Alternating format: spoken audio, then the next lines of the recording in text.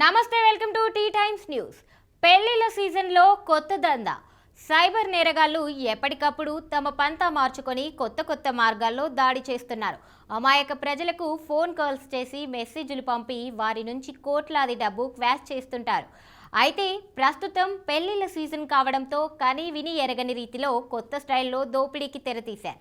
పెళ్లిళ్ల సీజన్ని సైతం వదలకుండా నేరాలకు ప్లాన్ చేస్తున్నారు సైబర్ నేరగాళ్లు. సాధారణంగా పెళ్లి కార్డును ఇంటికి తెచ్చి ఇవ్వడమో లేదా వాట్సాప్లో పంపించడమో చేస్తుంటాం. అయితే ఈ మధ్య కాలంలో వాట్సాప్లో కూడా కొందరు పెళ్లి కార్డును పంపిస్తున్నారు. ఇలా పంపించే పెళ్లి కార్డులు సైబర్ నేరగాళ్లని అట్రాక్ట్ చేసింది. పెళ్లి ఇన్విటేషన్ కార్డ్ ద్వారా సైబర్ మోసాలకు పాల్పడేందుకు ప్లాన్ చేశారు. దీంతో వెడ్డింగ్ ఇన్విటేషన్ అంటూ వాట్సాప్లో వచ్చే ప్రతి లింకును క్లిక్ చేయవద్దంటూ పోలీసులు హెచ్చరిస్తున్నారు. ఇప్పటికే హిమాచల్ ప్రదేశ్ పోలీసులు ఫేక్ ఇన్విటేషన్లపై ప్రజలను అప్రమత్తం చేస్తున్నారు.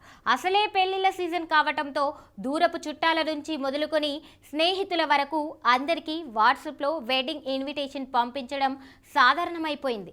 ఇప్పుడు సైబర్ నేరగాళ్లు ఈ వెడ్డింగ్ ఇన్విటేషన్ను ఆసరాగా చేసుకొని సైబర్ నేరాలకు పాల్పడుతున్నారు.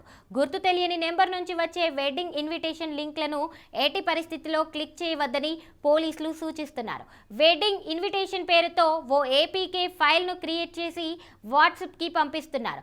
ఫైల్ ఓపెన్ చేయగానే మనకి తెలియకుండానే ఓ థర్డ్ పార్టీ యాప్ ఓపెన్ అయిపోయి మన ఫోన్ నుంచి మన కాంటాక్ట్స్ అన్నిటికీ మెసేజ్ వెళ్ళిపోతుంది. దీని ద్వారా మన పర్సనల్ డేటాతో పాటు సైబర్ నేరగాళ్లకు చెందిన సాఫ్ట్వేర్ సైతం మన ఫోన్లో ఇన్స్టాల్ అవుతుంది.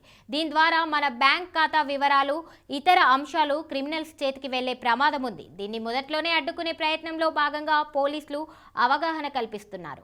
వెడ్డింగ్ ఇన్విటేషన్ పేరుతో గుర్తు తెలియని నెంబర్ల నుంచి వచ్చే లింక్లను ఎట్టి పరిస్థితుల్లో క్లిక్ చేయవద్దని సూచిస్తున్నారు.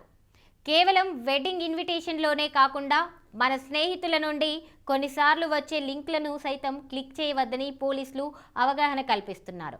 ఒకవేళ అనుకోకుండా అలాంటి లింక్లను క్లిక్ చేస్తే వెంటనే 1930 నెంబర్కి కాల్ చేయాల్సిందిగా పోలీసులు సూచిస్తున్నారు.